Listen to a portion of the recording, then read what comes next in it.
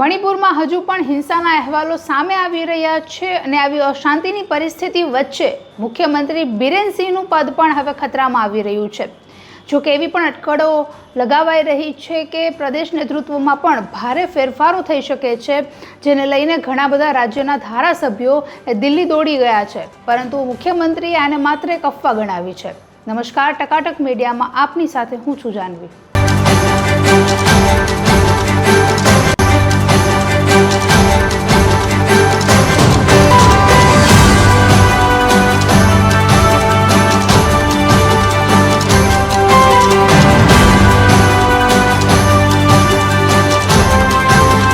મણિપુરમાં છેલ્લા ઘણા સમયથી હિંસા ફાટી નીકળી છે અને ત્યાંના જે પ્રદેશ નેતૃત્વ છે તેમાં પણ ફેરફાર કરવા માટે લોકો માંગણી કરી રહ્યા છે। આ ફેરફાર કોઈ સામાન્ય ફેરફાર નહીં, પણ મુખ્યમંત્રી બદલવાની વાત થઈ રહી છે। નોંધનીય છે કે જેવી રીતે ગયા વર્ષે મે મહિનાની 3જી તારીખથી મણિપુરમાં હિંસા ફાટી નીકળી છે અને ઘણા બધા એવા અન્યાયો થઈ રહ્યા છે, ત્યારે લોકો પણ સતત હાલ જે સરકાર છે તેનો વિરોધ કરી રહ્યા છે। મણિપુરમાં જે લોકો પાર્ટી સાથે સંકળાયેલા છે એવા નેશનલ પીપલ પાર્ટી, નાગા પીપલ્સ ફ્રન્ટ અને જેડીયુ, આ લોકો તમામ જે મુખ્યમંત્રી બદલવાની વાત પર ભાજપ નેતૃત્વને મનાવવાના પ્રયત્નો પણ કરી રહ્યા છે તેવું પણ સૂત્રો દ્વારા જાણવા મળ્યું છે।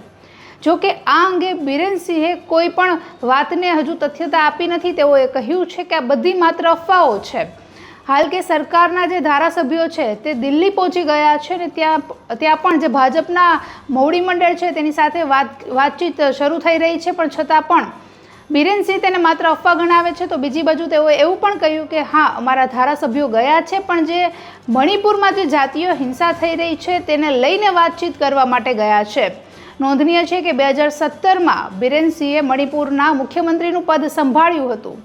ત્યારથી આ વખતની ચૂંટણીમાં પણ જે રીતે મણિપુરમાં જે એનડીએનું પ્રદર્શન રહ્યું છે તે પણ થોડું નોંધપાત્ર રહ્યું છે, કારણ કે મણિપુરમાં કુલ 60 બેઠકો છે, જેમાંથી 53 બેઠકો છે તે એનડીએને મળી હતી, જ્યારે એમાંથી 37 બેઠકો બીજેપીએ એકલા હાથે જીતી હતી। તેમજ ભારતીય જનતા પાર્ટી પર પણ મુખ્યમંત્રી બદલવા માટેનું જે પ્રેશર છે તે સતત બની રહ્યું છે।